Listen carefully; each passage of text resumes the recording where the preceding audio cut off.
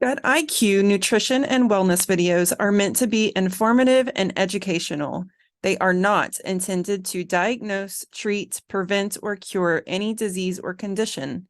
It is not intended to substitute the advice, treatment, and/or diagnosis of a qualified licensed healthcare professional.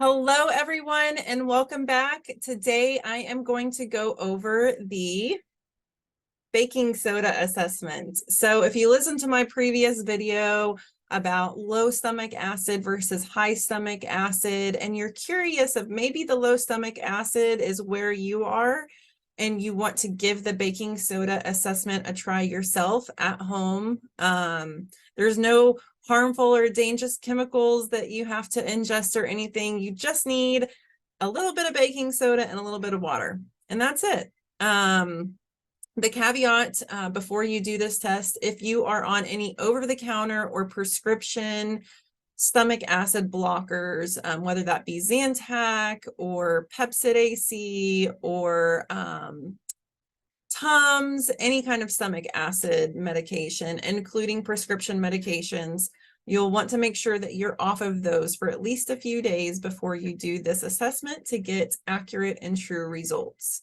So you'll want to get 1 teaspoon of baking soda. You'll mix it in with 8 to 10 ounces of water, and you're going to want to drink this first thing in the morning on an empty stomach. Nothing in the stomach, not even a cup of coffee, nothing. So as you're mixing the water, take a minute or two to actually think about what you're going to eat for breakfast, so that your mind can trigger the responses where you would naturally start creating stomach acids. So do that for a couple of minutes while you're stirring up that baking soda, while you're getting it out and everything. Just be thinking about what you're going to have for breakfast.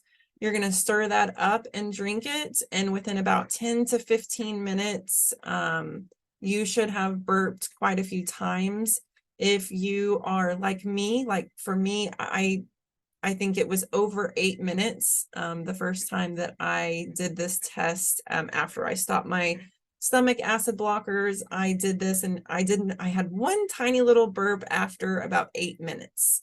So ideally, if you're creating enough stomach acid, then you should be burping within 5 minutes for sure. You should have ideally multiple burps within the first 5 minutes.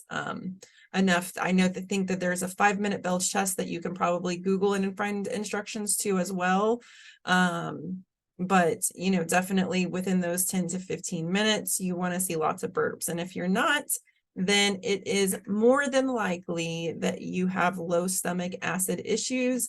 And I would highly suggest that you reach out to your favorite practitioner and see what you can do about getting your stomach acid back on track.